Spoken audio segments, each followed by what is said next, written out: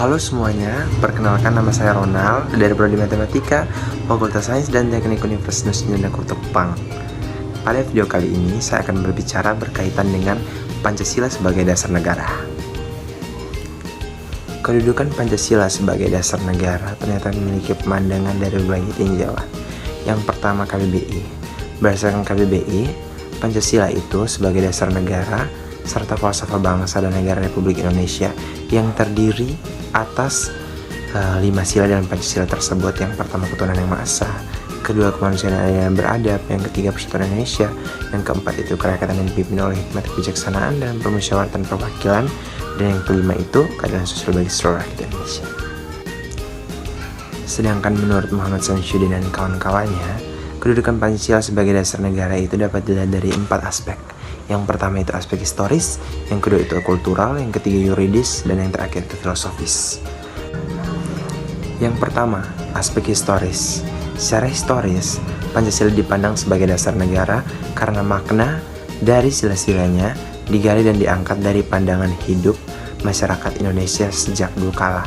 Pasalnya, Pancasila juga merupakan salah satu syair dan bait yang disuarakan setelah kemerdekaan Indonesia selain proklamasi dan Undang-Undang 1945.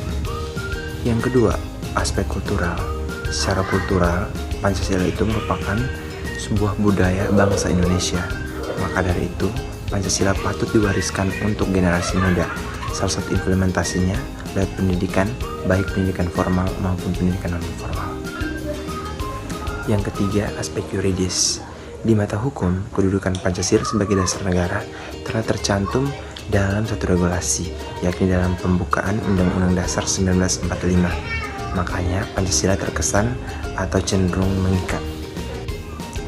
Yang keempat, aspek filosofis.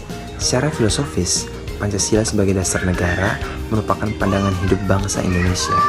Pandangan inilah yang membuat Pancasila menjadi protokol utama bagi bangsa Indonesia untuk melakukan tugas dan kewajibannya sebagai warga negara. Sederhananya, nilai-nilai dari sila-sila itulah yang menjadi tatanan hidup atau kehidupan berbangsa dan bernegara. Itu dia beberapa aspek yang ditinjau oleh Muhammad Samsyuddin dan kawan-kawannya berkaitan dengan pemahaman Pancasila sebagai dasar negara.